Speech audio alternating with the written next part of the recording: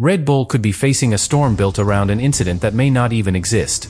Claims are spreading that the Fédération Internationale de l'Automobile has uncovered new evidence involving Max Verstappen and Lewis Hamilton at the Hungarian Grand Prix, triggering fresh tension inside Red Bull and raising the possibility of further action.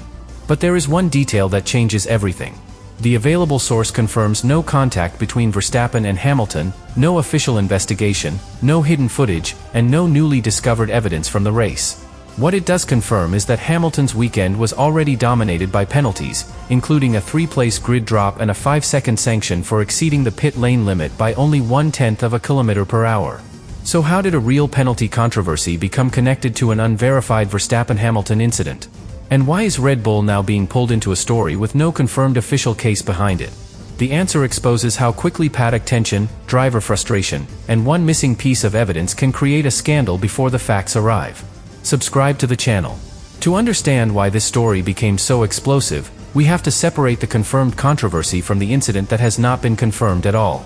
Hamilton's Hungarian Grand Prix was already full of pressure before Verstappen's name entered the conversation. He qualified second. Then, after the session, he received a 3-place grid penalty for obstructing Oscar Piastri at turn 1 during the final part of qualifying. Second became 5th. At the Hungaroring, that was a major loss.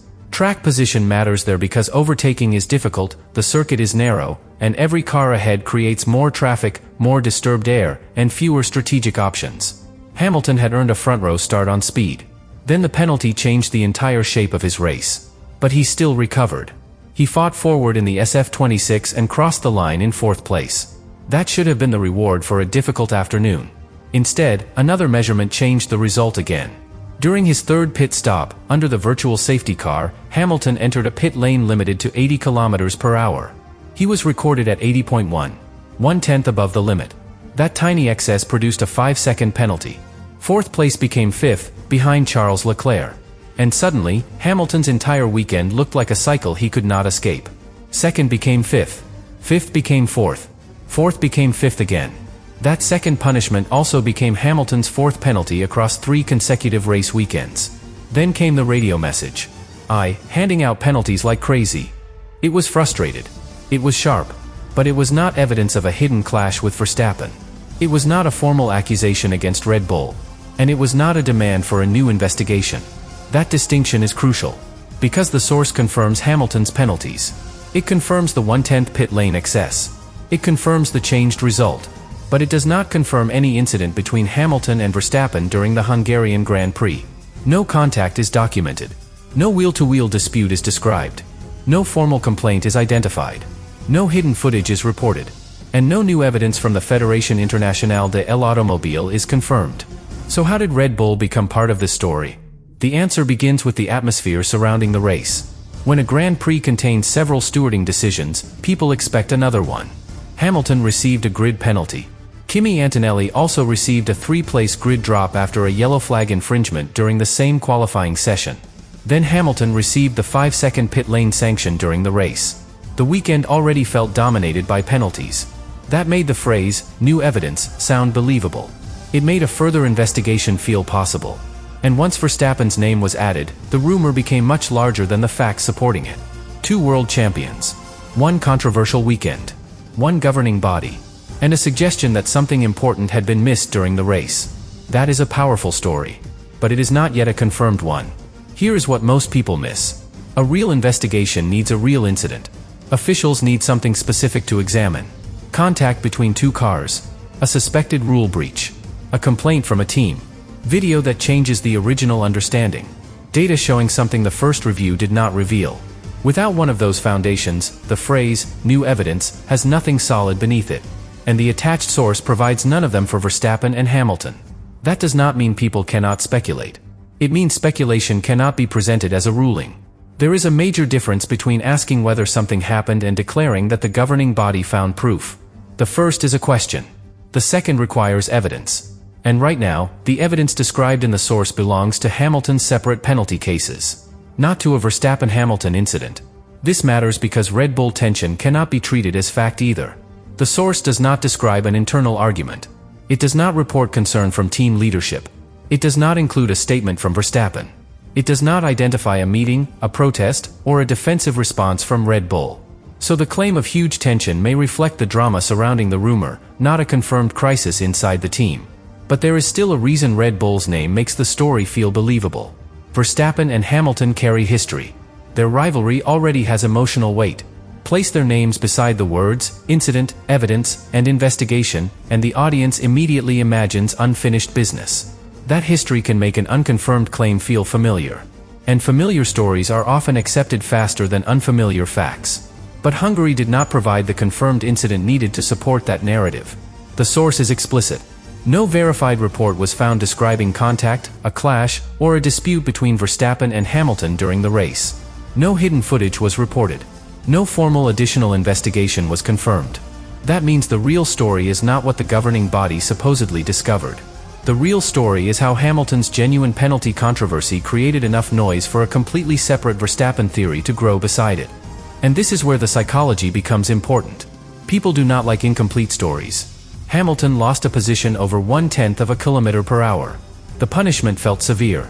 A respected commentator questioned it. Hamilton expressed frustration. The audience wanted a larger explanation. Why were so many penalties being handed out? Was something else happening behind the scenes? Was another driver involved? Did officials miss something during the race? That desire for a deeper answer created an opening, and the Verstappen rumor filled it. But an emotionally satisfying explanation is not always the correct one. Think of hearing a loud noise in another room. You immediately imagine the worst possibility. Something broke. Someone fell. A window shattered. Then you walk in and discover that a book simply dropped from a shelf. The first explanation felt dramatic. The evidence was ordinary. Formula One rumors often follow the same pattern. The emotional conclusion arrives first. The factual explanation arrives later. And sometimes, the factual explanation is that no second incident existed at all. That possibility is not exciting for Red Bull's critics. It is not exciting for people expecting a renewed Hamilton-Verstappen battle. But it is the only conclusion supported by the source at this stage. Hamilton's penalties were real. The controversy around the 5-second sanction was real. The Verstappen connection was not confirmed. And that changes the meaning of the entire headline. Red Bull may not be reacting to new evidence. It may be reacting to nothing official at all. Verstappen may not be facing any investigation.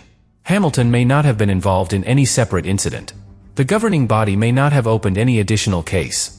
Until an official document, a stewarding notice, or a verified statement appears, those claims remain speculation. But the rumor still reveals something important. Formula One fans no longer expect the checkered flag to end the story. They expect reviews, penalties, revised classifications, new footage, delayed announcements.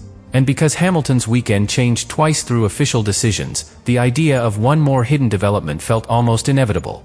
That expectation is powerful. It turns silence into suspicion. No announcement becomes evidence that something is being discussed privately. No footage becomes proof that the footage is hidden. No statement becomes a reason to believe the teams are under pressure. But silence cannot prove an incident. And missing evidence cannot become evidence by itself. That is the trap at the center of this story. The less official information appears, the more dramatic the rumor can become. Yet the factual foundation remains unchanged. There is no confirmed Verstappen-Hamilton incident from the Hungarian Grand Prix. There is no confirmed new evidence. There is no confirmed further investigation. And there is no confirmed crisis inside Red Bull. The only verified pressure belongs to Hamilton's own weekend. A lost front row start. A recovery to fourth. A 5-second penalty. A final result of fifth. 4 penalties across 3 consecutive race weekends. That is already a major story. It does not need an invented collision to become important. Because Hamilton's case raises a genuine question about Formula One's penalty system. How should officials balance absolute precision with proportional punishment? The pit lane limit was 80 km per hour. Hamilton was measured at 80.1. The rule was broken. But the consequence was an entire position. That is where the real controversy lives. Not inside a hidden Verstappen incident. Inside the difference between a tiny technical excess and a major sporting cost. And the next part of the story becomes even more revealing. Because if no new Verstappen evidence exists, then the supposed Red Bull tension may have been created by something far more powerful than an official investigation. The fear that another Formula One result could change after everyone believed the weekend was already over. That fear matters because Formula One has taught fans to expect the result after the result. The checkered flag falls. The cars return to the garage. The interviews begin. Then the official documents arrive. A grid decision changes. A time penalty appears. A finishing order moves. And suddenly, what happened on the track is no longer the complete story. Hamilton's Hungarian weekend followed that pattern twice. First, he qualified second. Then a 3-place penalty for obstructing Oscar Piastri moved him to 5th on the grid. Later, he recovered to 4th on the road. Then the 5-second pit lane penalty moved him back to 5th in the official result. That sequence created the perfect conditions for another rumor.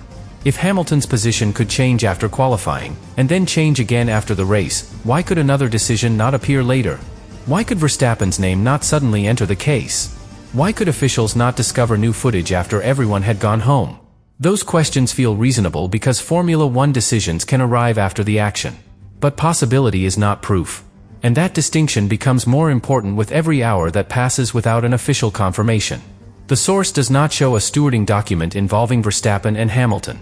It does not identify a new piece of evidence. It does not describe an incident being reopened. It does not report a formal complaint from Ferrari or Red Bull. And it does not confirm that either driver is facing additional action. So the real pressure inside Red Bull, if there is any, cannot be described as a response to a confirmed investigation. The evidence simply does not support that conclusion. But there is another kind of pressure that can exist even without an official case. Reputational pressure. The moment Verstappen's name is attached to Hamilton, the old rivalry returns to the center of the conversation. Every previous disagreement is remembered. Every aggressive battle becomes relevant again. Every fan already has a side. That history gives the rumor energy. It makes people feel that the new claim fits a familiar pattern. And once a claim fits what people already expect, they stop demanding the same level of proof. That is dangerous. A familiar story can still be false. A believable incident can still be unconfirmed. And a dramatic headline can still be built from nothing more than 2 famous names and 1 real penalty controversy. This is why the wording, new evidence, carries so much power. New evidence suggests there was already a case. It suggests officials reviewed something once, then found a detail they missed. It suggests the original understanding may have been wrong. But the source does not confirm an original Verstappen-Hamilton case in Hungary. So before asking what the new evidence proves, we have to ask a more basic question. Evidence of what? No contact is documented. No dispute is described. No investigation is identified. Without a confirmed incident, new evidence becomes an empty phrase. It sounds important. It does not tell us anything. And the same problem affects the claim of tension at Red Bull. Tension between whom? Verstappen and the team? The team and the governing body? Red Bull and Ferrari? Engineers and management? The source does not say. It includes no Red Bull statement. No internal reaction. No meeting. No concern from Verstappen. No defensive response from team leadership. That means any detailed description of conflict inside Red Bull would be invented. What can be said is that the rumor places pressure on the team's public image. Red Bull may be drawn into questions it never expected to answer. Verstappen may be discussed as though he is under review, even when no confirmed review exists. And the longer the story circulates, the harder it becomes to separate the absence of evidence from the assumption that evidence is being hidden. This is one of the most powerful illusions in modern sports coverage. When no official statement appears, people often think silence means secrecy. But silence can mean something far simpler. There may be no case to discuss. No document to publish. No evidence to review. No incident to reopen. The lack of an announcement does not prove an investigation is happening privately. It only proves that no announcement has been made. That sounds obvious. Yet once emotions are involved, obvious distinctions become easy to ignore.